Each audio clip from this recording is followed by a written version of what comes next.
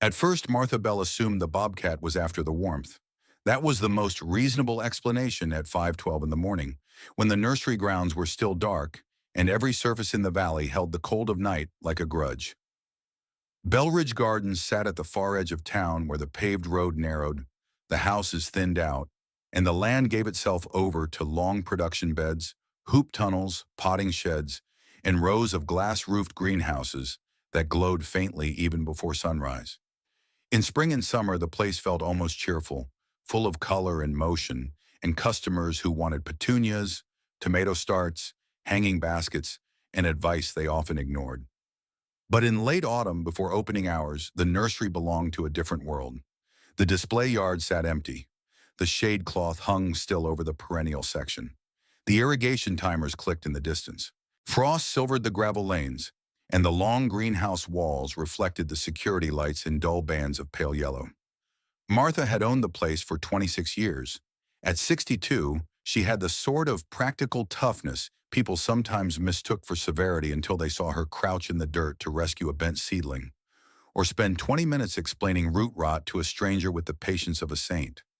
She trusted schedules, labels, inventories, and weather reports only slightly more than she trusted the old instincts gardening had burned into her over a lifetime. Smell the air before you trust the heat vents. Look under benches before you blame the irrigation. And if anything in a greenhouse feels wrong, pay attention before it gets expensive. That morning she came in early because one of the east greenhouses had been running slightly warm the night before, and she wanted to check the vent controller before the day crew arrived. The greenhouse in question, House 3, sat on the back row, a long steel and polycarbonate structure used for herbs, winter greens, and tender propagation stock that couldn't risk a hard cold snap. It was connected to the main water lines in the boiler loop through a utility trench that also fed the neighboring houses. Warm air hissed softly through the lower pipe rails. The whole building usually smelled like wet earth, fertilizer, damp wood, and green living things exhaling into the cold. That morning it smelled mostly like frost, and there was a bobcat sitting in front of the door. Martha stopped dead on the gravel path.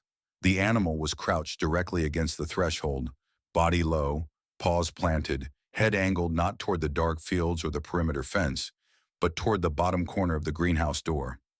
It was young, she thought instantly, maybe not fully grown, with a pale, tawny coat marked in spots and bars that caught the security light in soft silver.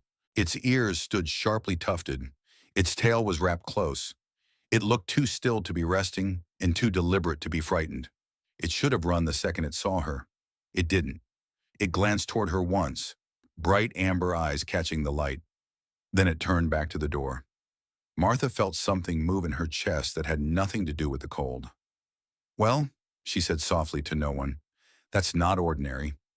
She took one slow step forward. The bobcat sprang sideways 4 feet, landing near a stack of peat bales under the side overhang. But instead of fleeing into the nursery rows or the brush beyond the fence, it stopped and came right back toward the greenhouse door the moment Martha halted. That was wrong, deeply wrong. Wild animals crossed the nursery sometimes.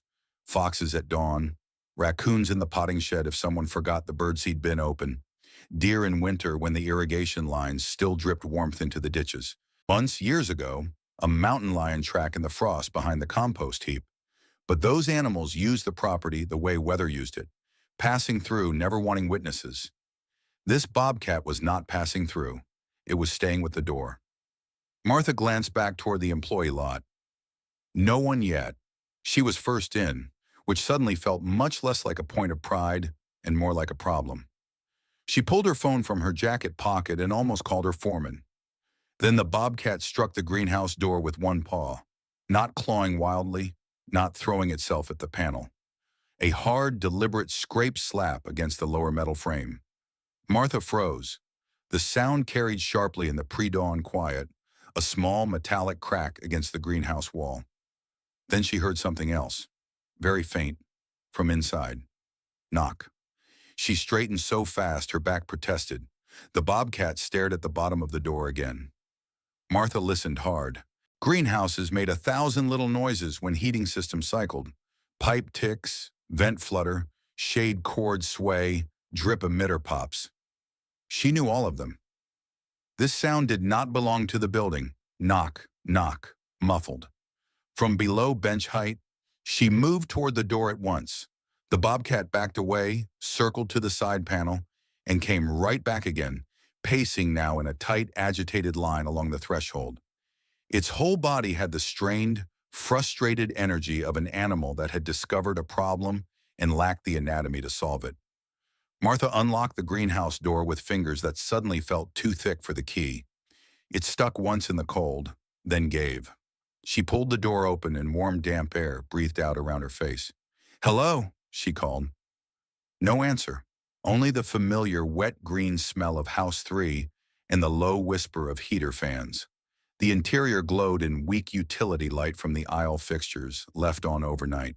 Long benches ran in orderly rows on both sides of the central path, packed with trays of parsley, basil, rosemary cuttings, and flats of winter lettuce beneath low plastic humidity domes. Condensation beaded on the inside panels and roof bows. Hose lines looped neatly at the aisle ends. Everything looked almost normal. Then came the sound again. Knock, this time clearer, from under the far bench on the left. Martha did not know when exactly her body switched from unease to certainty. It must have happened in the 3 steps it took to get halfway down the aisle. By the time she reached the bench, she already knew 2 things: that someone was in her greenhouse and that the someone was frightened enough or weak enough to be hidden on the floor. She dropped to one knee and pulled aside the hanging edge of a shade tarp used to protect young seedlings from direct midday sun. Beneath the bench, curled between a bag of perlite and a stack of nesting trays, was a child. A little girl, maybe 7 or 8, in a purple coat and mud-streaked leggings, knees pulled to her chest, one hand pressed against the underside of the bench slat where she had apparently been knocking. Her hair clung in dark strings to her cheeks. One side of her face was flushed with cold and tears. When Martha looked in, the girl flinched so violently that the tray stack rattled.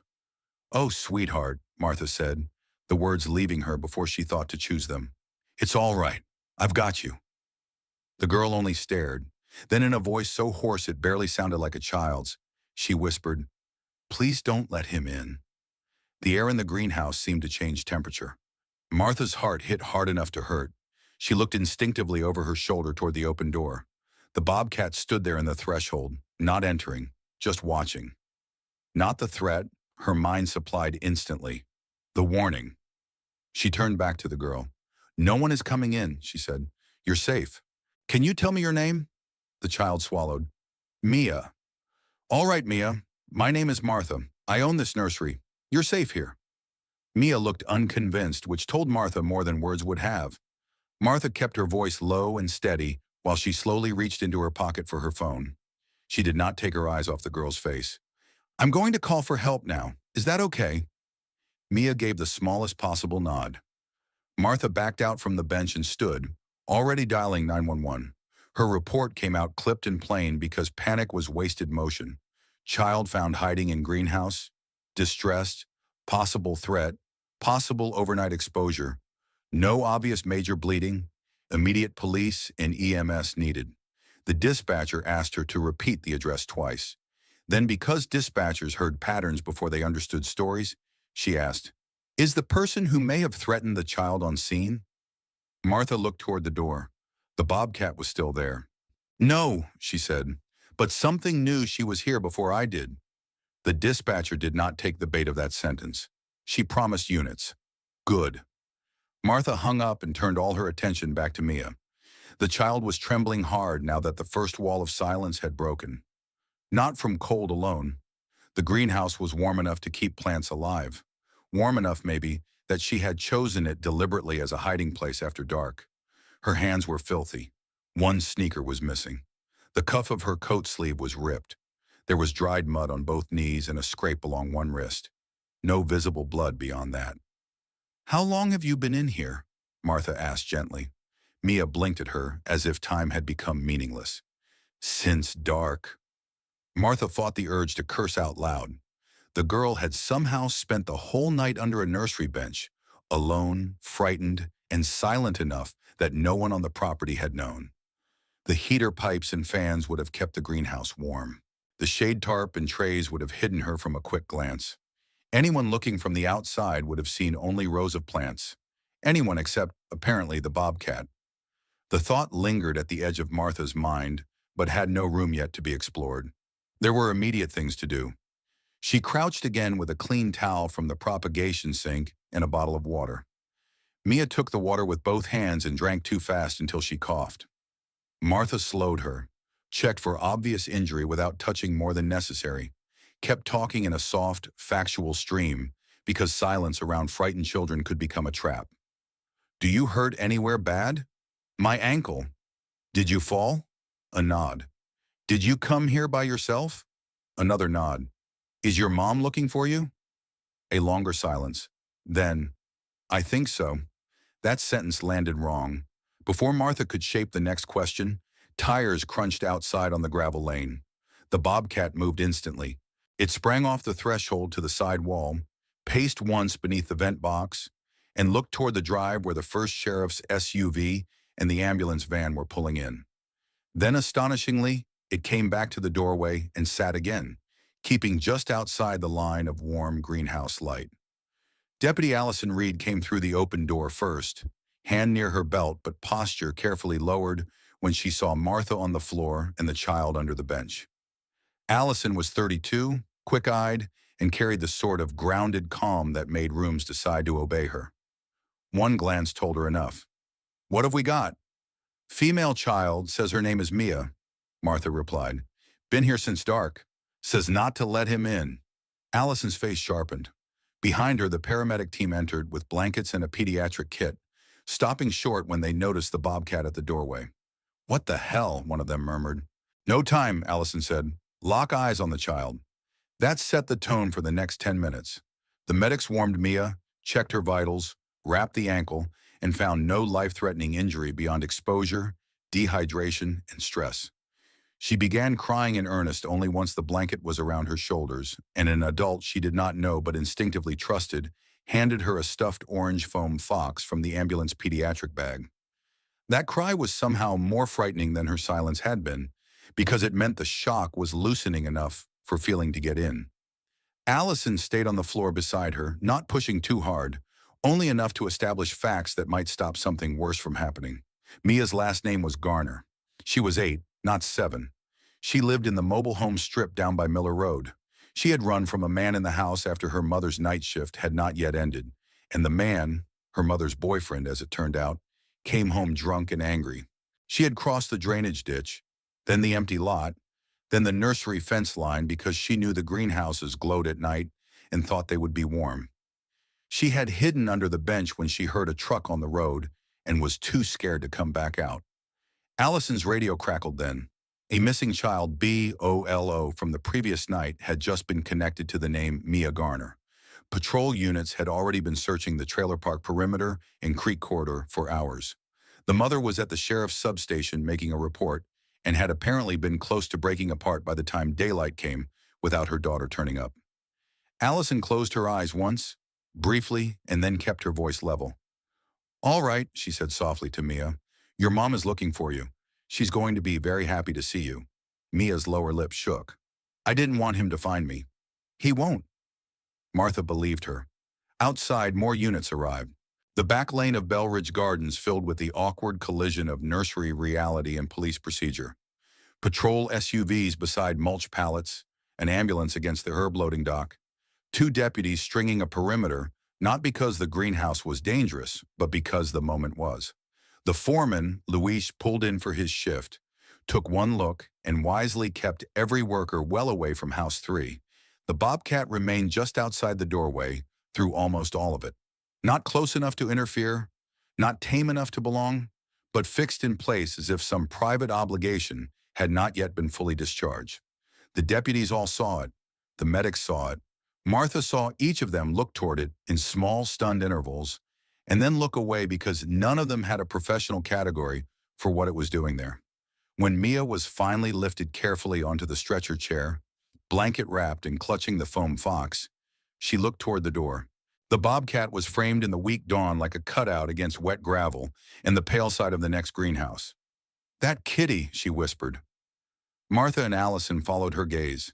Mia's face softened in a way Martha knew she would think about for years. "It stayed," the girl said. Allison glanced at Martha, and in that glance there was no joke, no dismissal, no mysticism either. Just mutual recognition that the facts had outrun explanation. "Yes," Allison said. "It did." The Bobcat finally left when the ambulance doors closed. As the vehicle eased out of the lane carrying Mia toward the hospital, and then, after that, to her mother, the animal stood, turned once toward the retreating lights, and then bounded away along the greenhouse wall. It slipped behind the compost bins, crossed the drainage swale in 2 clean leaps, and vanished into the brush beyond the nursery fence as silently as if it had never been there. The whole place seemed to exhale. Martha sat down hard on an overturned potting crate because her knees had started trembling only after the danger was moving away. Later that day, the story spread the way all impossible true stories did, sideways fast and with too much confidence. A bobcat blocked the greenhouse door. No, it was scratching to get in. No, it was guarding the child. No, it led the owner right to her. No, the cat sat there all night. Some details were wrong. Some were impossible to verify. Some might even have been true in ways no one could prove. Security cameras covered the sales yard and front lane, but not the rear greenhouse row where the event began. No one knew exactly when the bobcat first arrived. Martha only knew it was there when she came in, and that it would not leave the door, and that beneath the bench where it kept directing its attention, a child had been trying very hard not to make any sound at all. The sheriff's department, naturally, wrote it up more soberly. Missing child found alive in commercial greenhouse after overnight disappearance. Suspect detained. Nursery owner discovers child before opening hours. Child in stable condition. The bobcat was mentioned nowhere official, except in one deputy's private account and one medic's very animated retelling over dinner that evening. But among the people who had actually seen it, the animal remained the center of gravity no report could quite carry. 3 mornings later, after Mia had been reunited with her mother and the abusive boyfriend was in county lockup on charges far uglier than any nursery owner wanted to think about before coffee, Martha came in early again. House 3 glowed softly at the end of the lane. The gravel was damp from night mist. The herbs smelled clean and green and ordinary. And sitting beside the greenhouse door, exactly where the threshold caught the first gray wash of morning, was the bobcat. It rose when she stopped. They watched each other for one suspended breath. Then the animal turned, crossed the gravel without hurry, and disappeared between the rows of potted junipers toward the creek line. Martha stood there with her key in her hand, and the whole morning balanced on one strange certainty. Sometimes the world pointed. You didn't have to understand why. You only had to notice where.